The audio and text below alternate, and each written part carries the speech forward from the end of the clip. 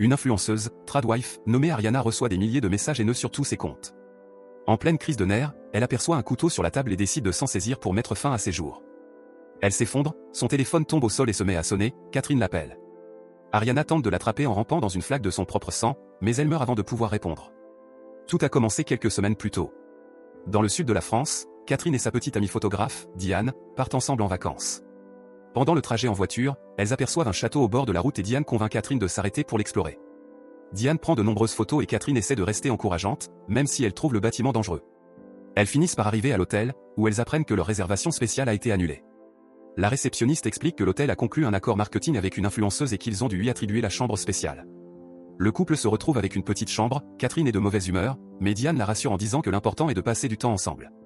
Plus tard, alors que Catherine se détend au bord de la piscine, Charlotte s'assoit à côté d'elle pour discuter.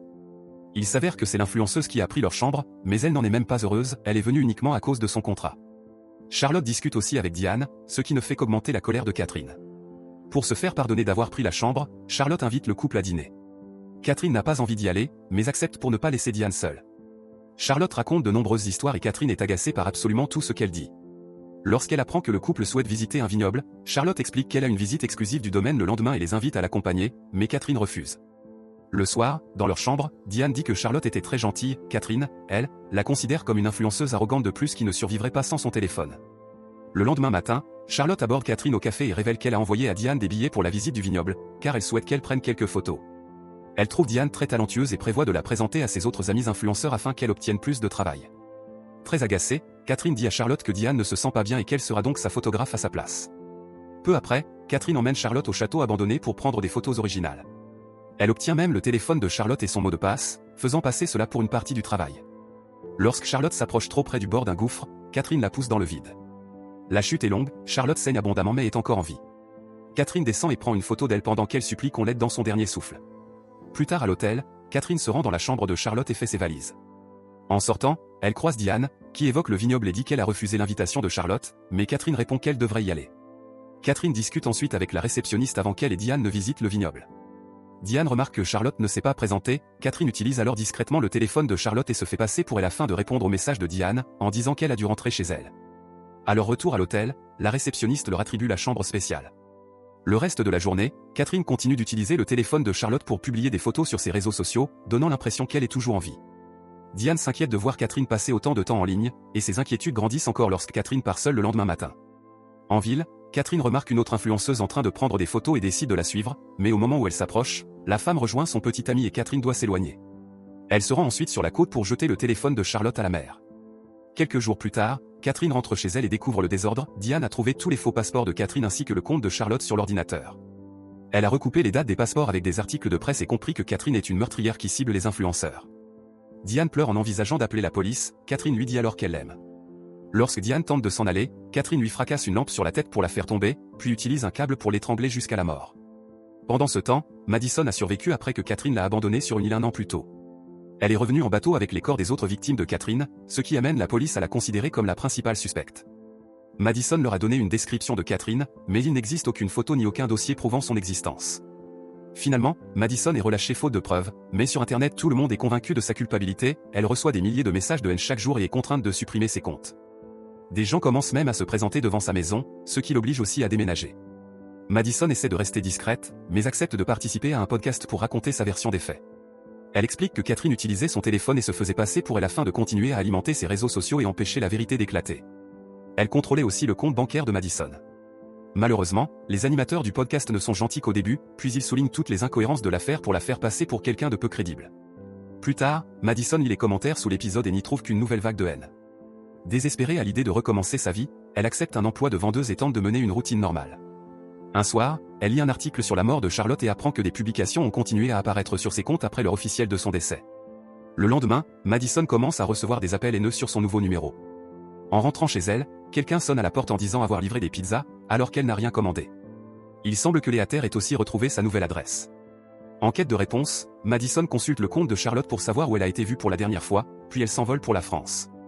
Elle visite tous les lieux visibles sur les réseaux sociaux de Charlotte, sans succès. Lors d'une pause dans un café, Madison regarde une vidéo filmée par Charlotte à l'hôtel et aperçoit Catherine en arrière-plan. Elle se rend aussitôt à l'hôtel et tente d'interroger le réceptionniste à propos de Catherine, mais celui-ci refuse de parler des clients. Ne trouvant aucun indice sur place, Madison fouille les réseaux sociaux à la recherche de photos prises dans l'hôtel, ce qui lui permet de tomber sur le compte de Diane, où figure une autre photo de Catherine. Madison appelle les parents de Diane, qui lui apprennent que Diane est partie vivre à Bali, en Indonésie, avec Catherine. Pendant ce temps à Bali, l'influenceur masculiniste Jacob anime un nouveau stream à succès, enseignant à de jeunes hommes comment se comporter comme des abrutis envers les femmes tout en prétendant défendre de bonnes valeurs morales.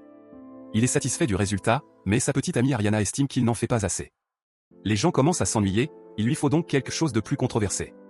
Ce soir-là, Jacob va en boîte avec son ami Cameron, lassé de l'attitude macho publique de Jacob alors qu'en privé Ariana le contrôle totalement. Cameron lui demande de prouver sa virilité en draguant une femme et lui désigne Madison. Jacob tente de lui parler, mais elle le repousse immédiatement. Elle lui explique ensuite qu'elle recherche Catherine, lui montre une photo et affirme que cette femme a tué de nombreuses personnes. Jacob réalise que Madison lui semble familière, lui demande son numéro et promet de la contacter s'il voit Catherine. Madison le lui donne, et Jacob se tourne vers Cameron avec enthousiasme, faisant semblant que son flirt a réussi. Le lendemain, Jacob et Madison déjeunent ensemble dans un restaurant. Lorsque Jacob aperçoit Catherine, il se met aussitôt à la suivre et à la filmer, lui demandant si elle est une meurtrière. Catherine reste figée de stupeur pendant que Jacob l'assaillit de questions et mentionne qu'une autre femme la recherche. Comme elle ne dit rien d'intéressant pour la vidéo, Jacob finit par partir. Ensuite, Catherine rentre chez elle et discute de ce qui s'est passé avec une intelligence artificielle qu'elle a programmée pour imiter la voix de Diane. Elle comprend que Madison se trouve à Bali et cherche son nom sur internet, sans trouver le moindre résultat. Elle tombe alors sur les réseaux sociaux de Jacob et remarque qu'il était en boîte la veille. Parmi les nombreuses personnes ayant regardé sa vidéo, un compte mystérieux apparaît, sans photo ni abonné. Catherine commence à suivre l'activité de ce compte pour identifier les lieux visités, ce qui lui permet de repérer Madison dans une zone très touristique, mais elle s'enfuit avant d'être vue à son tour. De retour chez elle, Catherine regarde le stream de Jacob consacré à Madison, dans lequel elle est également mentionnée. Elle analyse l'arrière-plan et obtient rapidement l'adresse de Jacob. Elle étudie aussi les vidéos conservatrices d'Ariana afin de comprendre sa philosophie. Chaque fois que les parents de Diane appellent, Catherine utilise l'IA pour remplacer sa voix et son visage par ceux de Diane, afin que la famille croie qu'elle est toujours en vie. Ensuite, Catherine crée un compte sur les réseaux sociaux en se faisant passer pour Madison et se rapproche de Cameron pour se renseigner sur les événements locaux. Ce soir-là, Catherine retrouve Jacob à une fête organisée par Cameron et lui dit que Madison la harcèle. Jacob parle avec Catherine en privé et écoute son faux récit en larmes sur Madison qui tenterait de la piéger pour les meurtres. Ne sachant pas quoi faire, il lui conseille d'appeler la police. Refusant d'abandonner, Catherine retourne à la fête et consomme de la « happy powder » avec tout le monde. Dès qu'elle en a l'occasion, elle parle de nouveau à Jacob en privé en lui disant qu'il est le seul à pouvoir la protéger. Au moment où elle s'apprête à l'embrasser, Cameron les interrompt. Catherine se précipite dans la chambre et tente de provoquer Jacob, mais il la repousse parce qu'il a une petite amie. Elle lui demande alors de l'aider à attraper Madison et ils conviennent de se revoir plus tard.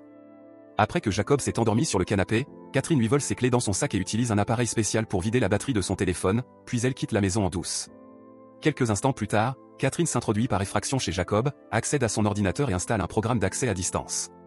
Elle fouille ensuite ses fichiers à la recherche de quelque chose de compromettant et trouve une vidéo montrant Jacob regardant Ariana avoir des gestes intimes avec un autre homme tout en lui disant qu'il aime ça. À ce moment-là, Ariana surprend Catherine en flagrant délit et la menace d'appeler la police. Catherine prétend être la maîtresse de Jacob, ce qui choque tellement Ariana que Catherine peut simplement s'en aller. Dès qu'elle rentre chez elle, Catherine utilise le programme d'accès à distance pour se connecter à l'ordinateur de Jacob et publier la vidéo compromettante sur internet. En attendant, Catherine se remémore sa rencontre avec Diane un an plus tôt, après l'incident avec Madison sur l'île. Catherine s'était rendue en France pour se faire discrète, avait aperçu Diane derrière le comptoir d'un café, trouvé ses réseaux sociaux le soir même et adoré toutes ses photos, puis l'avait invitée à sortir le lendemain et le courant était tout de suite passé entre elles. Elles s'étaient beaucoup amusées et leur relation avait rapidement évolué. Diane, blessée par le passé, voulait une partenaire qui ne lui mentirait jamais, alors Catherine lui avait raconté avoir été bloquée sur une île pendant un certain temps, sans jamais mentionner les meurtres.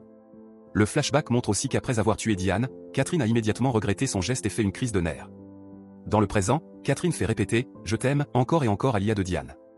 Le lendemain matin, Ariana appelle sans cesse Jacob, mais comme sa batterie est à plat, son téléphone ne sonne même pas. Elle appelle ensuite Cameron, qui refuse de lui passer Jacob et lui dit qu'il a rencontré une nouvelle fille la veille, bien meilleure qu'elle. Après l'appel, Ariana commence à recevoir des milliers de commentaires haineux et découvre que sa vidéo intime est devenue virale. Pendant ce temps, Catherine retourne discrètement chez Cameron et prétend y avoir passé toute la nuit.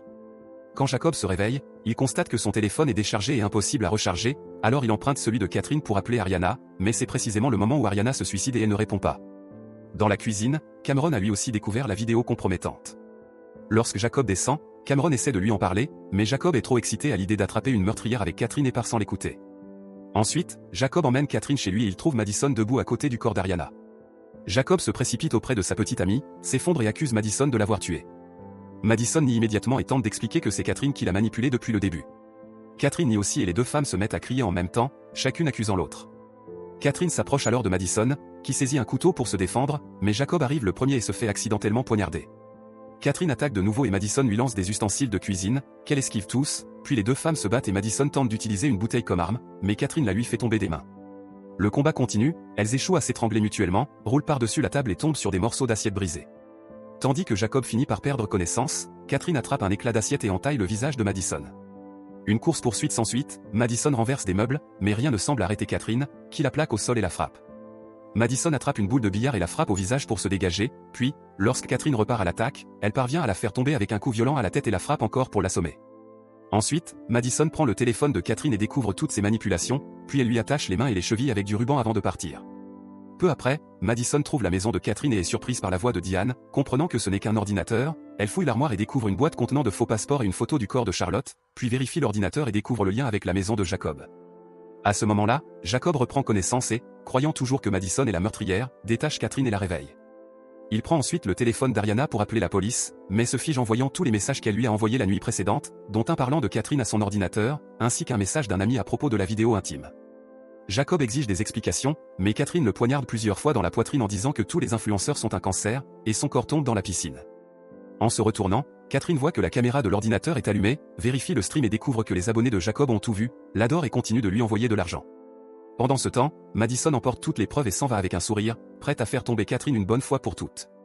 À cet instant, Cameron arrive chez Jacob avec des filles, Catherine lui saute immédiatement dessus avec un couteau et le poignarde furieusement à plusieurs reprises, tandis que les filles crient et s'enfuient, poursuivies à leur tour par Catherine.